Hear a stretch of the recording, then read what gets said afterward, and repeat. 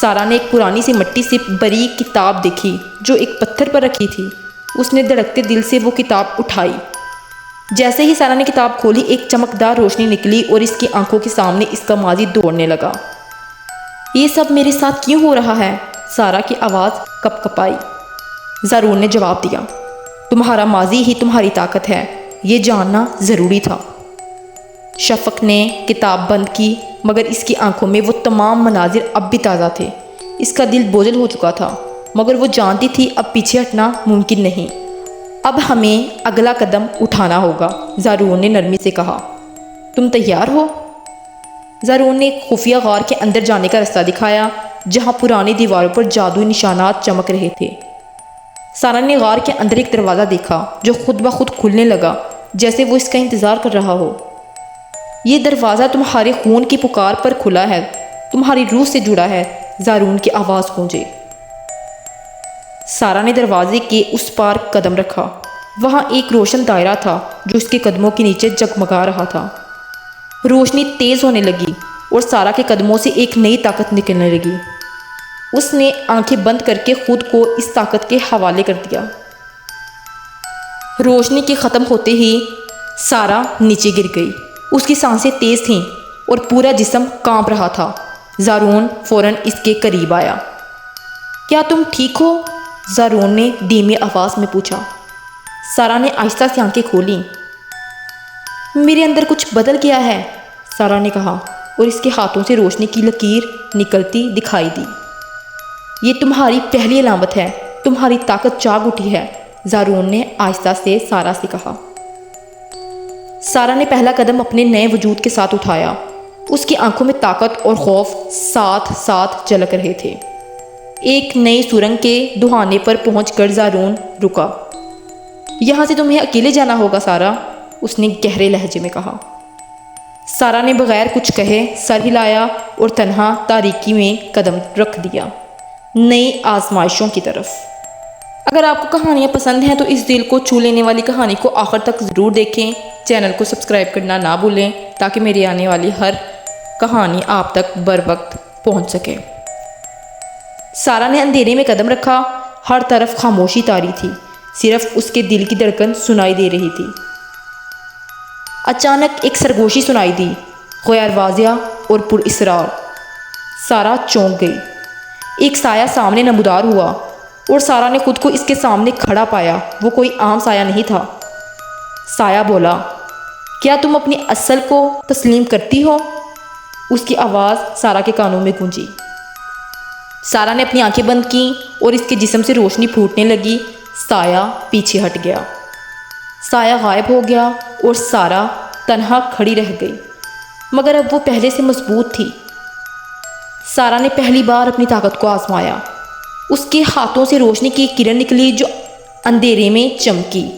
زارون نے فخر سے اس کی طرف دیکھا۔ زارون نے کہا، یہ صرف آغاز ہے، تم میں وہ سب ہے جس کی تمہیں ضرورت ہے۔ سارا کی آنکھوں میں اعتماد آ چکا تھا۔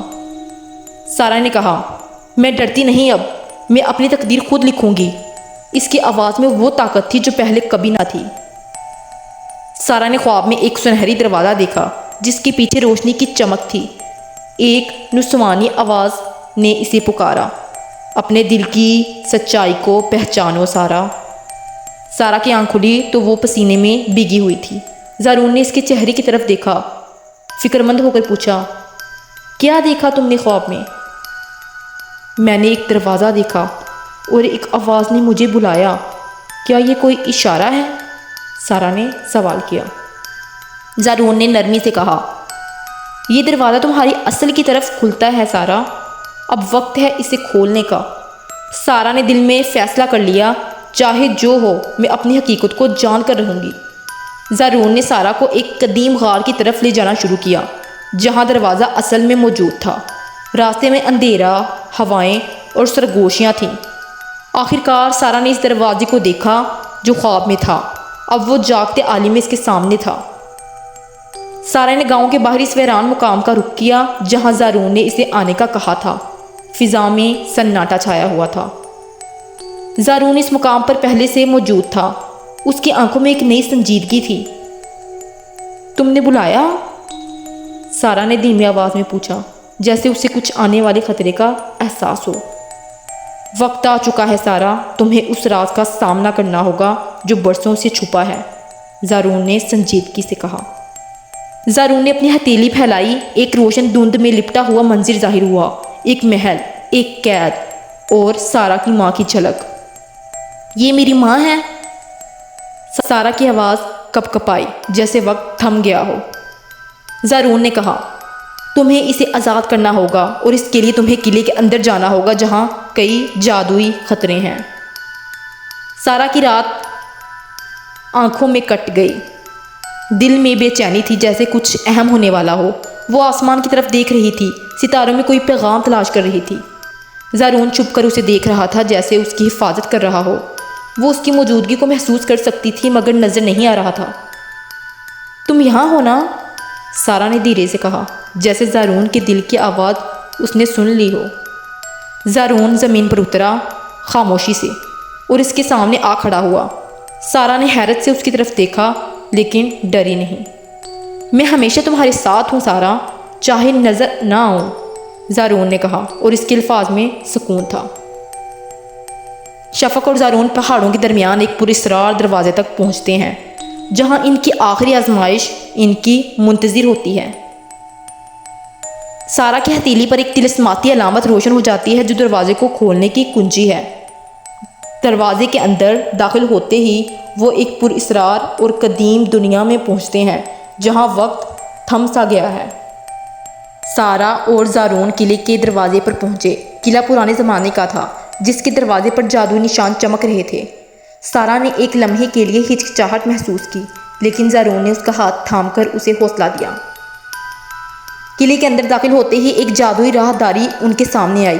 اچانک ایک دیوار پرانی کتابوں سے بن کر ان کے راستے میں آ گئی۔